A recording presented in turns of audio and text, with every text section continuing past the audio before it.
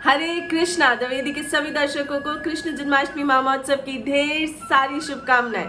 आप सभी का मैं आज की वीडियो में स्वागत करती हूँ और वे सभी लोग जो पहली बार हमारे चैनल से जुड़ रहे हैं, हम अपने चैनल पर वैदिक कल्चर, हिस्ट्री, लाइफस्टाइल एंड वैदिक साइंस से रिलेटेड वीडियोस अपलोड करते हैं जो स्क्रिप्चर पे बेस्ड होते हैं। नंद के आनंद भयो, जय कन्हैया लाल की। तो हम सभी वैष्णवों के लिए आज का दिन अतीव महत्वपूर्ण दिन है। देखिए, अगर आप भारतवर्ष में जन्मे हैं तो मुझे नहीं लगता कि मुझे एक बेसिक क्वेश्चन लेना चाहिए कि कृष्ण भगवान का प्राकट्य महोत्सव क्यों मनाया जाता है या जन्माष्टमी क्यों मनाई जाती है। ये क्वेश्चन मैं नहीं लेने वाली, क्योंकि भारतवर्ष में जन्मा हर मनुष्य, चाहे वो किसी भी संप्रदाय से है, उसे कृष्ण जन्माष्टमी का तात्पर्य तो पता ही है, चाहे वो टीवी सीरियल से हो या किताबों से हो। तो हम सीधे सीधे आते हैं आज की सवालों पर, क्योंकि काफ़ी सारे सवाल आए हैं, जिसमें से कुछ सवाल हैं कि जन्माष्टमी कब है, व्रत कैसे करना है, जन्माष्टमी में हम क्या क्या करें, इसे कैसे सेलिब्रेट करें, अभिषेक कैसे करना है, हम भगवान को भोग कैसे लगाएं या क्या क्या भोग में लगा सकते हैं, श्रृंगार, झांकी, आरती इत्यादि। ये सभी सवाल हमारे पास आए हैं, जिसे हम वन बाय वन लेकर सभी चीजें क्लियर करेंगे। देखिए, इस वर्ष जन्माष्टमी 7 सितंबर को मनाई जा रही है। देखिए, इसमें कोई कंफ्यूजन नहीं है। जिस भी तिथि में जन्माष्टमी लॉन्गर पीरियड के लिए रहती है, हम उसे ही जन्माष्टमी की तिथि मानते हैं। तो 7 तारीख को जन्माष्टमी की तिथि मनाई जा रही है। दूसरा है कि उपवास कैसे और क्यों करना है। तो देखिए, उपवास का तात्पर्य क्या है। उपवास मतलब भगवान के निकटतम रहने का आभास कहलाता है उपवास। तो हम जब तक भगवान का जन्म नहीं हुआ है, क्योंकि भगवान तो रात को जन्मेंगे, तो दिन भर हम खुशी खुशी में हम भगवान के निकटतम फील करने के लिए उपवास करते हैं, जिससे हम अपनी शारीरिक सुख सुविधाओं को नियंत्रित करके भगवान के श्री चरणों में भक्तिमय समय व्यतीत करते हैं। अब उपवास कैसे करना है, तो देखिए, उपवास को आप एकादशी के उपवास की तरह कर सकते हैं, जिसमें कि 6 तारीख की शाम को आप डिनर सूर्यास्त से पहले कर लेंगे, ताकि वो जो एक स्ट्रेच है आपका भोजन पचने का, वो ब्रह्म मुहूर्त तक आपका पेट अन्न से खाली होगा। ब्रह्म मुहूर्त में आप उठेंगे, अपना उपवास कंटिन्यू करेंगे। इसे आप अपनी श्रद्धा शक्ति के अनुसार करेंगे। तो प्लीज आप अपने मेडिकल फिजिकल कंडीशंस को देखते हुए इसे निर्जला, सजला, सफला या सफलाहारी भी कर सकते हैं। यदि आपने इसे निर्जला किया है तो रात को भगवान के अभिषेक के बाद इसे जल के साथ में खोलें। यदि आपने इसे जल के साथ किया है तो आप इसे फल के साथ में खोलें। यदि आपने फल लिए हैं तो आप इसे कोई भी जो आपका फलाहारी भोजन है वो ले। अगर आपने फलाहार के साथ किया है तो आप अन्न से इस व्रत को खोल सकते हैं रात्रि में अभिषेक के पश्चात। इस व्रत को हम पूर्ण करते हैं। रात में भगवान का अभिषेक होता है, मतलब 7 तारीख की रात को 11 बजे से 12:30 1 जितनी भी देर तक भगवान का अभिषेक होता है, उसके बाद जो प्रसाद होता है उससे हम अपना व्रत खोलते हैं। अब देखिए, आता है कि हमें करना क्या क्या है जन्माष्टमी पे। तो सबसे इंपॉर्टेंट है ब्रह्म मुहूर्त में उठना है। आप ब्रह्म मुहूर्त में उठें। अगर आपके घर के आसपास कोई पवित्र जलाशय है तो उसमें स्नान करें। भगवान की मंगला आरती जरूर अटेंड करें। बहुत सारे लोगों का कहना है कि हमारे घर से टेम्पल बहुत दूर है, पर एक दिन तो हम ये एक्सक्यूज को अवॉइड कर सकते हैं। एक दिन तो भगवान के लिए दूर वाले मंदिर भी जल्दी उठ के जा सकते हैं। तो भगवान की मंगला आरती अटेंड करें, अपने घर आए, भगवान का पंचोपचार करें। पंचोपचार क्या है, इस पर हम ऑलरेडी रील क्रिएट कर चुके हैं, जो आप देख सकते हैं जाकर। उसके बाद भगवान की झांकी लगा सकते हैं, भगवान का खूब अच्छे से श्रृंगार करें, उन्हें खूब सारा प्रसाद चढ़ाएं। देखिए, भगवान को हम अन्न का प्रसाद भोग लगा सकते हैं, उसमें कोई प्रॉब्लम नहीं है। तो आप भगवान के लिए 56 भोग बनाएं, जैसे अपनी श्रद्धा शक्ति के अनुसार। चाहे आप 1 चीज बनाएं या आप 10 चीज बनाएं, वो आपके ऊपर है। भगवान को आप भोग लगाएं, परंतु उस भोग को ग्रहण ना करें। उसको आप सिर्फ रात में ही ग्रहण करेंगे। उसे आप फ्रिज में रख दें या फिर ढककर रख दें, अगर वो खराब होने जैसा नहीं है तो। इसके अलावा भगवान का खूब श्रृंगार करें, फूलों से झांकी सजाएं, झूला लगाएं। जैसा आपकी श्रद्धा शक्ति है उसके अनुसार आप घर में आप भगवान का साज सज्जा कर सकते हैं। उसी के साथ साथ ज़्यादा से ज़्यादा ग्रंथों का अध्ययन करें, जिसमें श्री कृष्णा बुक एक स्पेसिफिक बुक है जो श्रील प्रभुपाद एम्फसाइज करते थे अपने सभी डिवोटीज को, स्पेशली जन्माष्टमी पे पढ़ने के लिए, जिसमें कि भगवान श्री कृष्ण की लीलाएं हैं जो कि भागवतम से अवतरित की गई है। ये भक्ति वेदांता बुक ट्रस्ट की किताब है, जो हमारे लिंक ट्री जो हमारा लिंक है एफिलिएटेड द वैदिक का शॉप, उसमें भी अवेलेबल है, आप जाकर देख सकते हैं, लिंक हमारा बायो में है।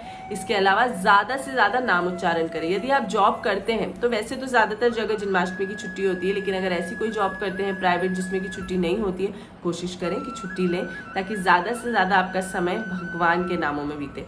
मेक श्योर करें इस दिन आप बिंज वॉचिंग ना करें, गलत बात ना करें, बुराई ना करें, झूठ ना बोलें, प्रजल्पा तो बिल्कुल ना करें। तो इस दिन अपने आप को भगवान की सेवा में कंप्लीटली सरेंडर और इंडल्ज रखने के लिए आप क्या कर सकते हैं, बैकग्राउंड में जैसे ही फ्री होते हैं बैकग्राउंड में आप हरे कृष्णा महामंत्र लगा सकते हैं, लेक्चर्स लगा सकते हैं जो कि श्रीमद् भागवतम या भगवत गीता के हैं।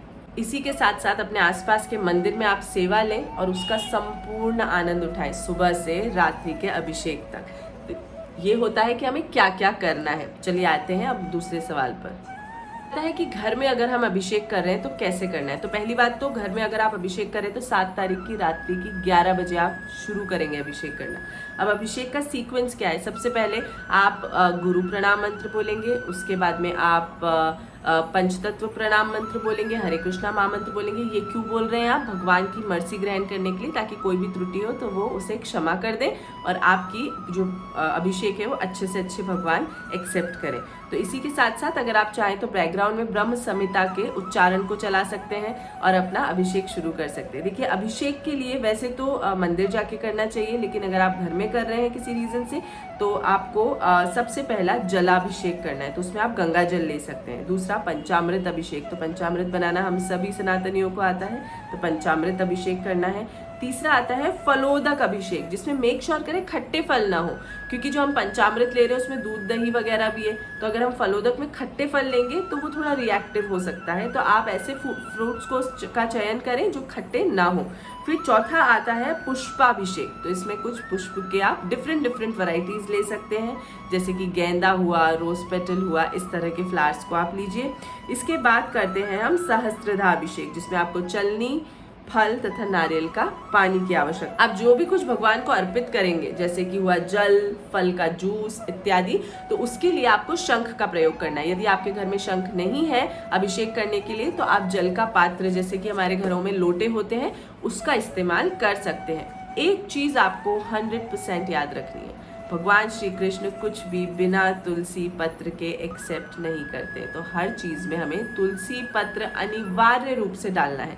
इसी के साथ साथ श्रीमती राधा रानी और भगवान श्री कृष्ण के लिए आप फलों की माला बनाएं, ड्राई फ्रूट्स की माला बनाएं। जैसे फल छोटे वाले ले लीजिए अगर भगवान छोटे हैं साइज में, तो जैसे कि हो गए ग्रेप्स, है ना, चेरीज हो गई, तो इस तरह के फल आप ले सकते हैं। ड्राई फ्रूट्स की माला बना सकते हैं, फूलों की माला बना सकते हैं और भगवान को हम चढ़ाएंगे।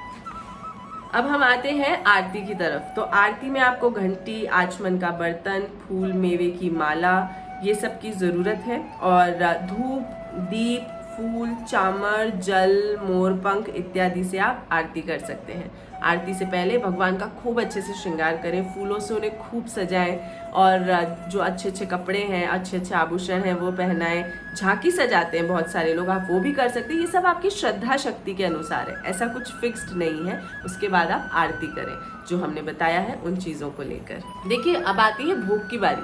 भोग आप अपनी श्रद्धा शक्ति से बनाएंगे, आपको जो बनाना है, जो भगवान को खिलाना है, आप वो खिला सकते हैं। यदि आप मंदिर में हैं तो आप उस चीज़ का दर्शन करके एंजॉय कर सकते हैं।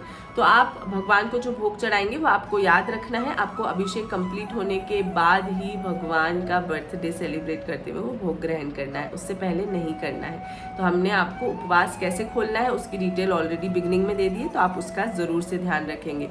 अब इसी के साथ साथ एक चीज़ और है कि भगवान को जो चरणामृत है वो वेस्ट नहीं होना चाहिए, उसे अपने सगे संबंधी, दोस्तों में, पड़ोसियों में ज़रूर से बांटें, क्योंकि वो मर्सीफुल है, भगवान के चरण से निकला हुआ अमृत है। देखिए ये सब तो हो गई प्रैक्टिकल बातें। अब सबसे इम्पोर्टेंट क्या बात है, भगवान भावग्राही है, मतलब भगवान भाव से चलते हैं। यदि इन सभी स्टेप्स में आपसे कोई त्रुटि हो जाए या कुछ चीज़ आप भूल जाएं, बिल्कुल परेशान ना हो, भगवान से क्षमा याचना करें और अपनी आगे की चीज़ों को कंटिन्यू करें। परेशान होकर कुछ नहीं होगा, भगवान आपके भाव देख रहे हैं कि आप कितने भाव से भगवान की उस दिन सेवा कर रहे हैं। तो देखिए हमने ज़्यादातर क्वेश्चंस को आंसर किया है। अगर आपके अभी भी कोई क्वेश्चंस रह जाते हैं तो आप वो प्लीज़ हमें लिख कर बताएं, ताकि हम उस पर रील या शॉर्ट्स क्रिएट करें, या हम आपको ब्रॉडकास्ट में उसकी डिटेल्स दें, ताकि आप लोग जन्माष्टमी से पहले उसकी पूरी तैयारी कर चुके हो। Thank you for watching. Hare Krishna. Hope आपको आज का वीडियो का इन्फॉर्मेशन अच्छा लगा होगा।